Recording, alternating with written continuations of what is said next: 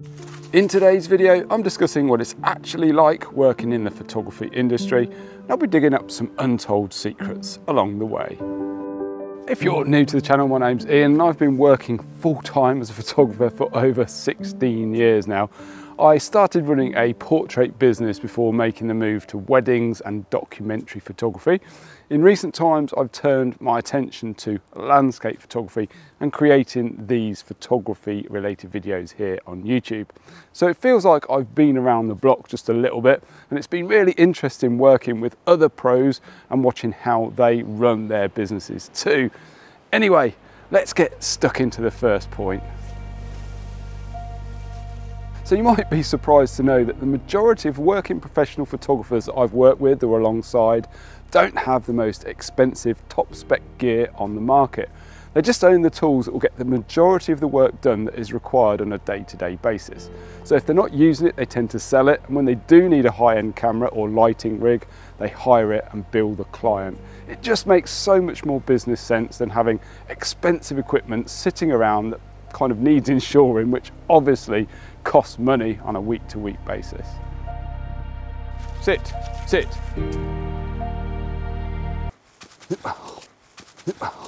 Right in the crown jewels. I need to catch my breath. So autumn is actually coming to an end now here in this area. There's just a few leaves clinging to some of the branches in the more exposed areas. So I'm looking for those little hidden pockets today that have been a bit more sheltered from the wind. Hopefully we can make an image or two. It's really harsh right now though. It's been quite difficult. Been walking for a few hours already. I've not found anything, but I'm pretty confident we'll find an image or two today. Still plenty of beautiful little spots about. Now I know some amazing pro photographers, way better than me, that have just quit or just haven't reached the heights their photography deserves. And that's been nothing to do with their photography, but more to do with the marketing side of things. Sadly, if you're a pro photographer and you're not reaching your ideal clients, there's only one way the business is going to go, and sadly, that is not up. So it's been a lovely walk so far this morning, and I found two compositions I think that I want to shoot, but I'm just waiting for the light to dip down, probably about an hour or so now until sunset. So I just want to get that light a little bit more diffuse as it settles down onto the horizon, and then we'll be able to control the highlights and the contrast of the scene a little better, because one of the shots I think I have in mind has quite a bit of sky in the shot, and when I set up before just scouting it, it was way too bright. It was blowing out all the highlights and the leaves of the trees. So that's something I'm going to be working on very shortly. Yeah, it's been quite a challenge today, but such a beautiful area, absolutely wonderful.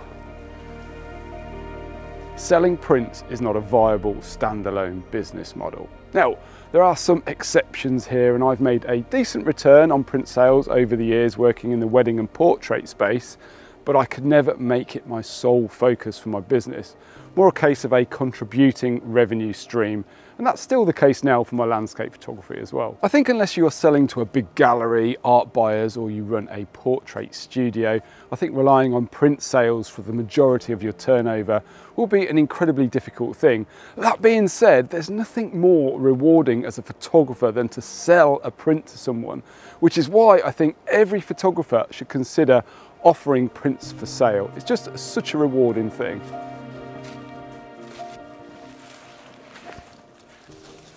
So I found a shot at last. I've been walking around for a couple of hours now, and it's been really quite difficult. They're very challenging lighting conditions, but I'm hoping now the sun's dipping a bit, there's going to be a few more opportunities.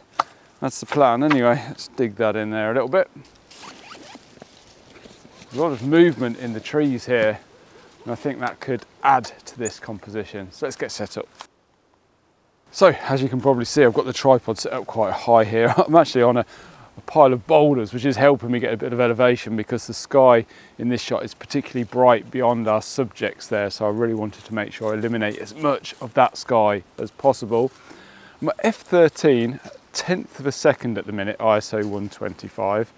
And that is allowing me to see a little bit of motion and movement within the leaves around the subject, which is an oak tree, which has got all these wonderful overhanging ferns that are clinging to its limbs, which is really nice. It's been backlit, which is cool. And every now and again we get a burst of sunlight through the trees beyond, so it adds a bit of haze to the background, which I think is quite nice. I'm going to go and grab this one now. A little bit of motion in the surrounding autumnal leaves, just adding a bit of mood and story to the image.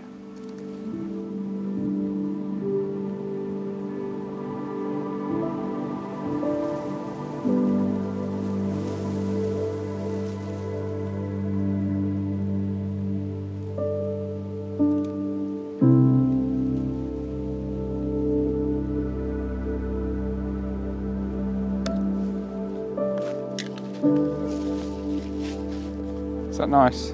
Does it taste nice? No, don't think it did. Come on then, you. Let's go. Let's go. Come on.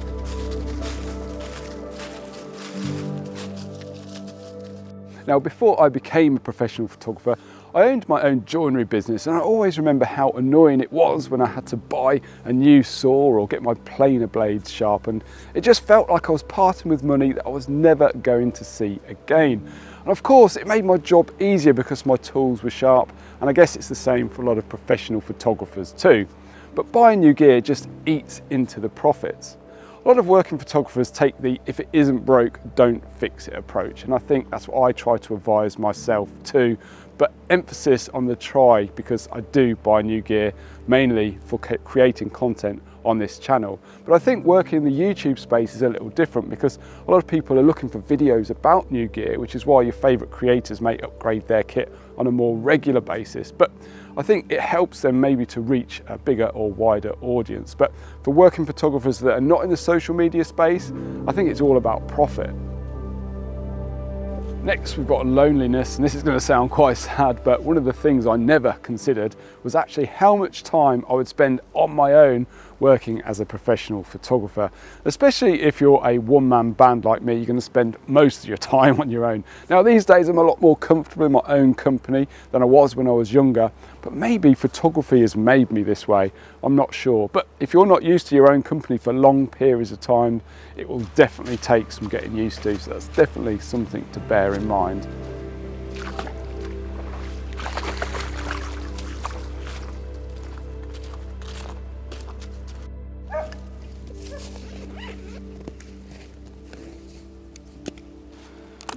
So I think I've got a shot here.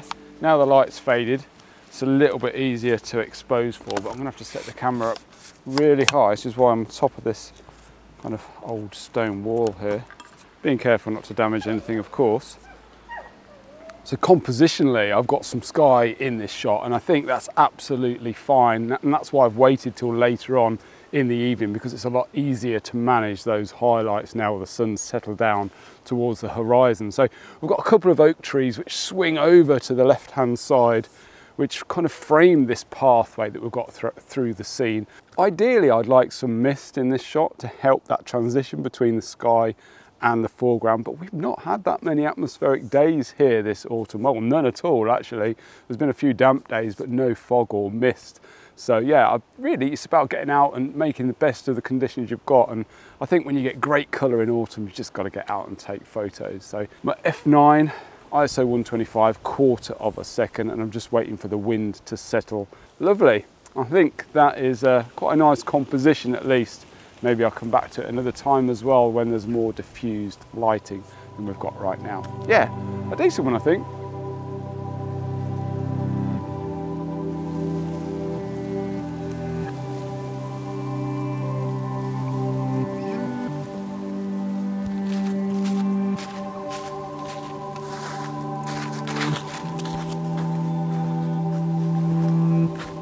So professional photography isn't really about photography, it's about web design, it's about marketing, social media, accounting, planning, liaising with clients. It's probably only about 10% actually taking photos, 90% everything else, which is one of the reasons I decided to pursue being a professional photographer on YouTube, as now I'm spending more time with the camera in my hand, which is ultimately what I enjoy doing the most. Plus, I get to spend more time photographing things like this woodland that I actually enjoy doing, as opposed to what other people are commissioning me to go and shoot, which is really cool. Now, all of these points may seem a little on the negative side, but being a professional photographer is an incredible career choice for a lot of people, myself included. I've loved every minute since I started, but hopefully some of these points may help to get an insider's perspective on an industry that's often portrayed as being a very idyllic lifestyle. If you enjoyed this video, I'm sure you will like this one too. Be sure to give it a like and subscribe for more content. If you fancy supporting the channel further, be sure to check out my photography zine, which is up here. Anyway guys, until next week, take care. I'll see you all very soon.